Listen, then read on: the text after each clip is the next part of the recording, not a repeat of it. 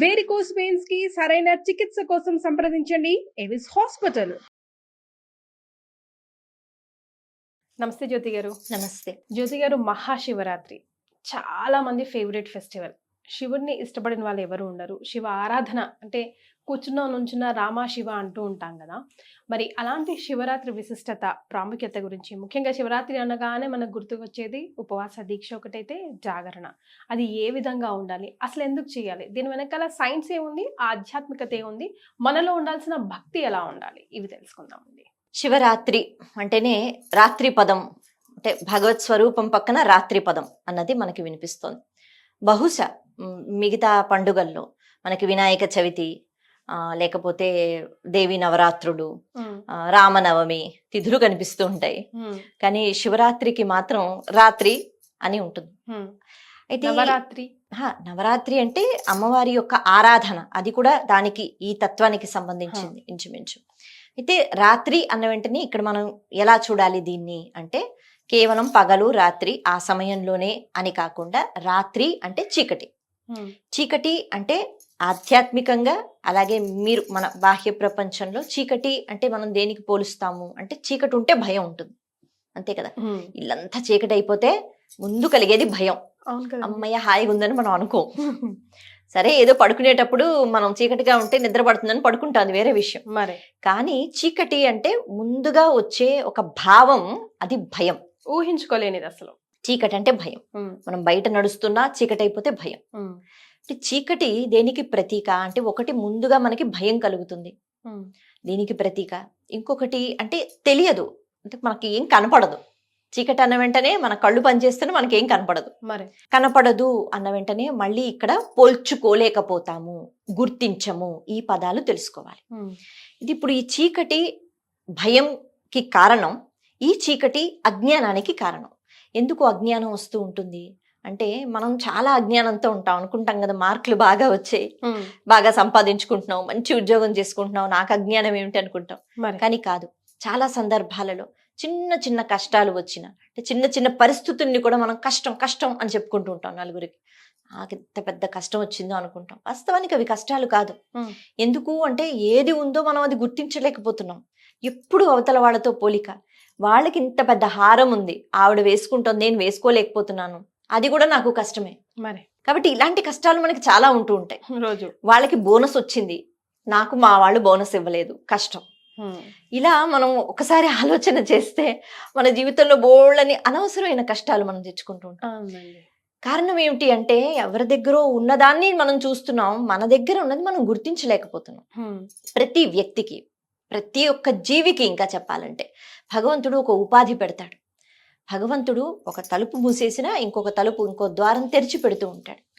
గుర్తించు అని అన్నారు, దాన్ని గుర్తించగలగాలి. నా దగ్గర ఉన్న శక్తి వాళ్ళ దగ్గర లేదు, అందుకే వాళ్ళ దగ్గర ఉన్న వస్తువులు బహుశా నా దగ్గర ఉండవు. కానీ దీంతోనే నా జీవితం అయిపోతుందా? నాకు దేవుడు బోళ్ళని ఇచ్చాడు, గుర్తించగలగాలి. ఇది జ్ఞానం. ఈ జ్ఞానం లేకపోతే ఎప్పుడు అసంతృప్తి. అందుకే కోట్లు సంపాదించిన వాళ్ళు కూడా హాయిగా నిద్రపోలేరు, తృప్తితో ఉండరు. తృప్తి అన్నది ఉండాలంటే జ్ఞానం ఉండాలి. అమ్మయ్య నాకు ఇది ఉంది, తృప్తిగా ఉంటాను. ఈరోజు చారణమైనా తిన్నాను కదా చారణమైనా అని అనుకుంటే హాయిగా నిద్రపోతాం. చారణం తిన్నానా, అసలు 2-3 కూరలు వేసుకుని తినేవాడిని, ఇలా అయిపోయానా అని ఆలోచిస్తే నిద్ర పట్టదు. మరి కాబట్టి ఈ తృప్తి, గుర్తింపు, పోల్చుకోవటం అన్నది రావాలి. చీకటి అయితే పోల్చుకోలేమంటారు కదా, కనపడదు. కాబట్టి ఇవి కనిపించాలి, మనలో ఉన్న శక్తి కనిపించాలి, మనలో మనం ఏవైనా చెయ్యగలుగుతాము అనే ఆ ధైర్యం కనిపించాలి. అప్పుడు మనం ఏదైనా సాధించగలుగుతాం. కాబట్టి మనకి ఏది కష్టాలు అన్నవి రావు, నేను ఈ పని చేయలేను అని మనం అనుకోలేం. ఇవన్నీ గుర్తించగలగడం, ఇది చీకటి పోవడం. మరి శివారాధన చేస్తే మనకి ఐశ్వర్యం కలుగుతుందంటారు. అంటే ఐశ్వర్యం అంటే సంతోషం, మరి అంతకన్నా మించిన ఐశ్వర్యం లేదు. ఆరోగ్యం, అంతకన్నా మించిన ఐశ్వర్యం లేదు. కాబట్టి ఇవి గుర్తించగలిగితే మన దగ్గర ఉన్నది ఖచ్చితంగా మనం ఆనందంగా ఉంటాం. శివరాత్రి అంటే మన దగ్గర ఉన్న ఈ చీకటితో కూడుకున్న భావాలు పోతాయి శివుని ఆరాధన చేస్తే. రాత్రి పదానికి ఇలా మనం చెప్పుకుంటున్నాం. వావ్. అయితే మనం ఒక మనిషి మన లైఫ్లో లేచినప్పటి నుంచి పడుకునే వరకు మన దేహం నిలబడిందంటే మనం తీసుకునే ఆహారం అండ్ పడుకునే స్లీప్, ఈ రెండు, నిద్ర ఆహారం చాలా ఇంపార్టెంట్ అని చెప్పుకుంటాం. కానీ ఈ రెండిటిని పక్కన పెట్టేయాలి, ముఖ్యంగా శివరాత్రి రోజే చూసుకుంటే. అవును. ఉపవాస దీక్ష చాలా ఇంపార్టెంట్ అంటారు.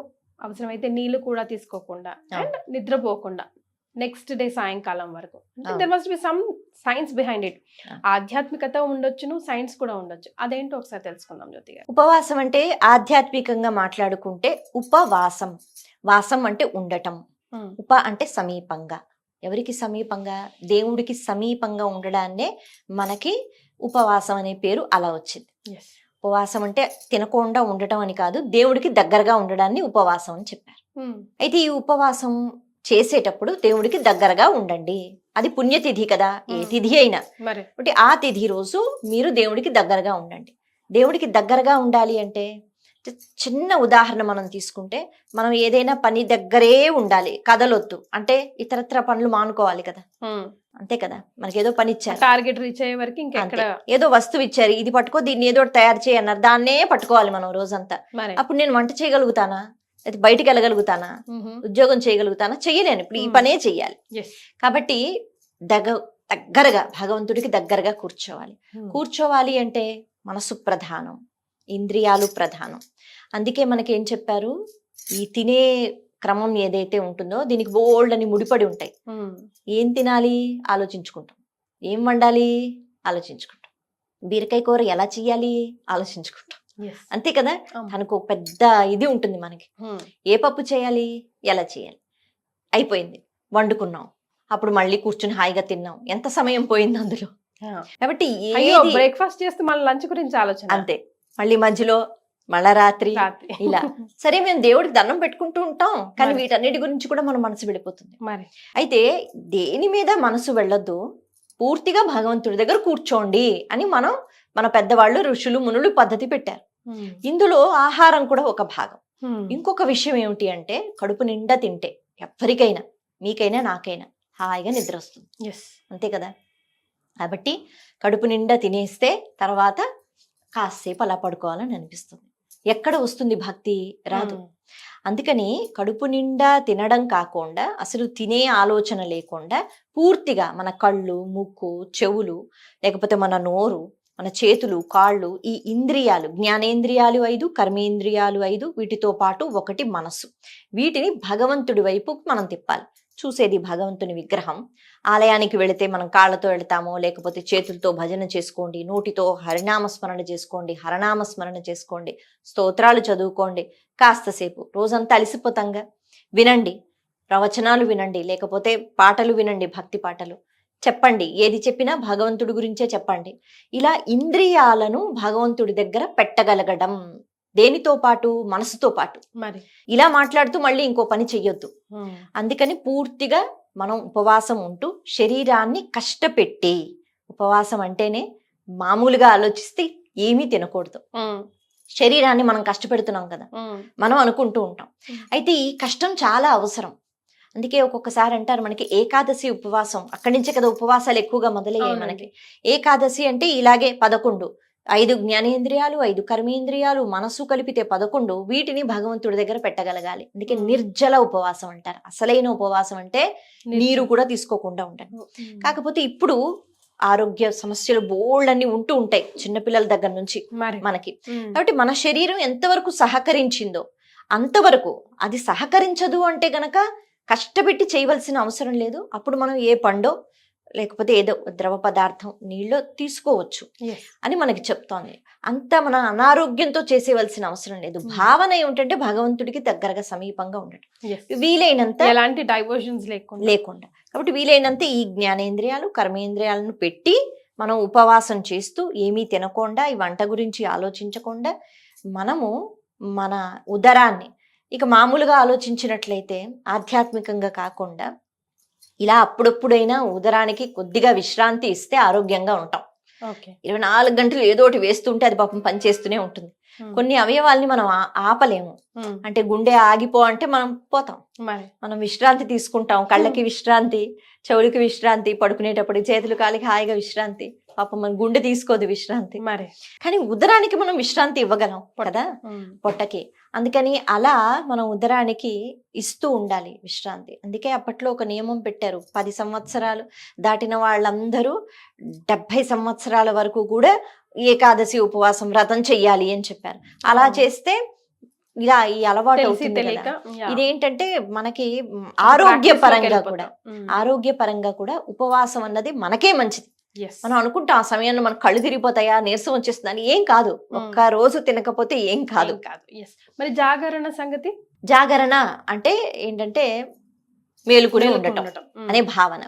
అయితే ఇప్పుడు రోజంతా ఉపవాసంతో మళ్ళీ మనం ఈ అంటే తినే పదార్థాలను గుర్తుకు తెచ్చుకోకుండా మనసుని కూడా భగవంతుడి దగ్గర పెట్టాం. మనకి లింగోద్భవ కాలం అని అంటారు. అర్ధరాత్రి 12 గంటల తర్వాత ఈశ్వరుడు ఈ శివలింగాకారంలోని లింగోద్భవ కాలం అంటే ఆ సమయంలోనే ఆయన లింగాకారాన్ని ధరించారు. ఆయన అగ్నిస్తంభంగా వచ్చారు. ఆ వచ్చిన ప్రదేశమే అరుణాచలం. అరుణాచలం అంటారు కదా, అక్కడ అగ్నిలింగం అంటాం కదా. ఆ ప్రదేశంలోనే ఈశ్వరుడు మొట్టమొదటిసారిగా అగ్నిలింగంగా ఆయన ఉద్భవించారు. ఆ యుగాలలో అగ్ని అలాగా ఉండేది, అగ్ని కొండగా ఉండేది. అది తర్వాత తర్వాత తర్వాత మారింది, యుగాలు మారే కొద్దీ. కాబట్టి ఈశ్వరుడు అగ్ని రూపంతో వచ్చాడు. ఎప్పుడు వచ్చాడు అంటే అర్ధరాత్రి వేళ వచ్చాడు. కాబట్టి ఇప్పుడు అర్ధరాత్రి ఆ అగ్నిలింగంగా వచ్చిన తర్వాత మనం దాన్ని చూడగలగాలి కదా. చూడాలి అంటే మనం పడుకోవాలా? పడుకోకూడదు, మనం మేల్కొని ఉండాలి. అర్ధరాత్రి ఉద్భవించిన తర్వాత ఏం చెప్తున్నారు రూపంలో తెలుసుకోగలగాలి. కాబట్టి మేలుకుని ఉండటం, జాగృత్ అవస్థలో ఉండటం. అంటే మేలుకుని ఉండటం అంటే కేవలం అలాగా ఇలా కునుకుపాట్లు పడుతూ మేలుకుని ఉండటం కాదు. చాలా మంది పట్లో అంటే మేము చిన్నప్పుడైతే ఎక్కువ వింటూ ఉండేవాళ్ళం, సినిమాలు వేసేస్తూ ఉండేవారు బయట, సినిమాలు చూసుకుంటూ ఒక షో తర్వాత ఇంకొక షో అలా అనమాట. అంటే ఏదో ఒక సినిమా, ఏదో ఒక నువ్వు జాగరణ, మేము జాగరణ ఉన్నామని పొద్దున్న లేచి రాత్రంతా సినిమాలు చూసుకుని వచ్చేవారు. మరి అది కాదు కదా జాగరణ అంటే. ఏదో ఒక రకంగా ఎవరితోనో మాట్లాడి కాదు, మళ్ళీ జ్ఞానేంద్రియాలు, కర్మేంద్రియాలు, మనసుతో పాటు చూడగలగాలి జాగృత్ అవస్థలో. అంటే తెలుసుకోండి, నిద్రపోకండి. నిద్రపోయాము అంటే ఏమీ తెలియని అవస్థ. మరి నిద్రపోతే ఏం తెలుస్తుంది? పక్కన కూర్చుని ఎవరు మాట్లాడినా మనం గాఢ నిద్రలో ఉంటే ఏం తెలియదు. తెలిసిన అవస్థ అంటే జాగృత అవస్థ. ఏంటి నిద్రపోతున్నావా అంటాం ఎవరైనా మన మాట సరిగ్గా వినకపోతే, అంతే కదా. ఎందుకంటాం అంటే వింటున్నావా లేదా. కాబట్టి నిద్ర అంటే మనం తెలుసుకోలేకపోవడం, అంతే. నిద్రపోవద్దు, తెలుసుకోండి. జాగరణ అంటే తెలుసుకోండి. ఎందుకు తెలుసుకోవాలి? మన కోసమే అగ్ని రూపంలో వచ్చారు. దీనికి సంబంధించి ఒక కథ వింటూ ఉంటాం కదా. బ్రహ్మ విష్ణువు నేను గొప్ప నేను గొప్ప అని వాదించుకుంటున్నారు. మనం అనుకుంటాం బ్రహ్మ కదా పరబ్రహ్మ, విష్ణువు అలా వాదించుకుంటారా? వాదించుకోరు. కాకపోతే మనకి ఈ కథలు ఎందుకు వస్తాయి, వాటి మూలం గురించి ఆలోచించాలి.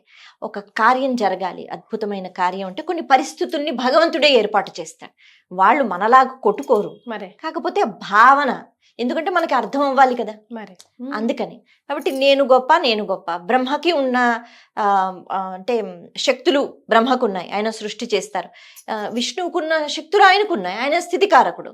కాబట్టి అందుకని వీళ్ళు ఎవరు గొప్ప ఎవరు గొప్ప అంటే ఏంటి? మనకి కొన్ని శక్తులు ఉంటాయి, అవతల వాళ్ళకి కొన్ని శక్తులు ఉంటాయి, మనం గొప్ప వాళ్ళు గొప్ప అనే భావన కూడా మనలో ఉంటుంది. దీన్ని ఇలా పోల్చుకుంటూ ఉంటాం. అప్పుడు నువ్వు కాదు అనేటట్టుగా ఒక అగ్ని స్తంభంగా. ఎందుకు అగ్ని మాత్రమే అంటే మళ్ళీ అగ్ని అనేటప్పటికి వెలుతురు అంటే పోల్చుకోవడం, చూస్తాం, జ్ఞానం. అలా ఈశ్వరుడు వచ్చారు, పైకి వెళ్ళిపోతుందట ఆ రూపం. ఇప్పుడు దాన్ని దర్శించుకున్నారు. ఇప్పుడు వీళ్ళకి జ్ఞానం కావాలి కదా, వాళ్ళ ద్వారా మనకి కావాలి. అందుకే ఆది ఎక్కడా అంతం ఎక్కడా కనుక్కోమన్నారు ఈశ్వరుడు. మీరు గొప్ప కదా కాబట్టి కనుక్కోండి అంటే. శ్రీ మహావిష్ణువు వరాహ రూపాన్ని ధరించి ఆయన పాతాళ లోకానికి వెళ్ళిపోయారంటే వస్తోంది కదా, ఎక్కడి నుంచి వస్తోంది తెలుసుకోవాలి, ఆది ఎక్కడ, ఆయన వెళ్ళిపోయారు. బ్రహ్మ పై లోకానికి వెళ్ళిపోయారు హంసవాహనంతో, ఆయన అలా పైకి వెళ్ళిపోతున్నారు. ఎందుకు అంటే చూడాలి ఎక్కడి వరకు అది ఆగింది అని. ఇద్దరు వెళ్ళారు, ఇద్దరు తెలుసుకోలేకపోయారు, ఎందుకంటే అలా వెళ్ళిపోతూనే ఉన్నారు, దానికి అంతం లేదు.